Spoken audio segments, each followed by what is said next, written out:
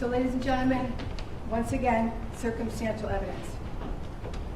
I'd like to suggest to you that each of the pieces of circumstantial evidence, and I've mentioned some, I hope that in the jury room you will remember others. I can't cover it all in a short time. I can't go over every single thing, but each piece of circumstantial evidence in this case is like a strand in a rope.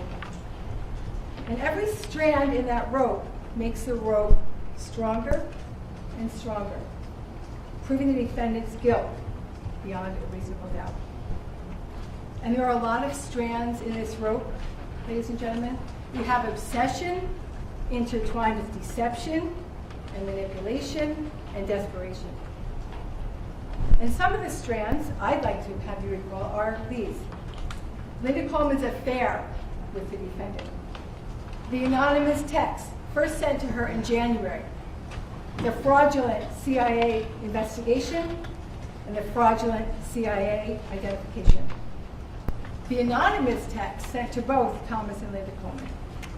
And the efforts to fix up Tom when he won't move on. The false suicide threats. Orchestrating the scenario with the CIA agents who were going to be paid $1,000. Impersonating his own mother to convince Linda Coleman to be with him.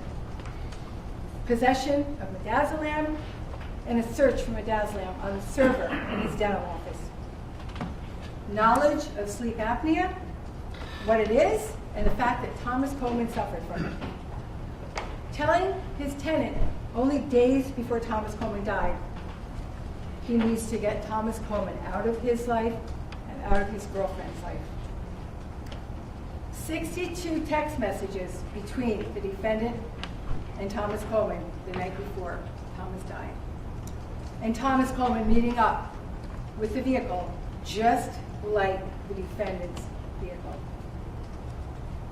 The defendant's vehicle being indiscernible from the videos seen along the route to and back home from the Planet Fitness parking lot, including the defective fog lamp. Ladies and gentlemen, each of these strands make the rope stronger and stronger.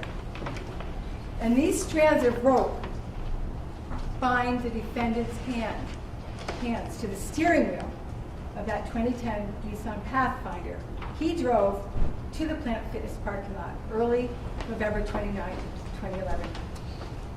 On November 29, 2011, the defendant did what he told Marielle Topol he wanted to do.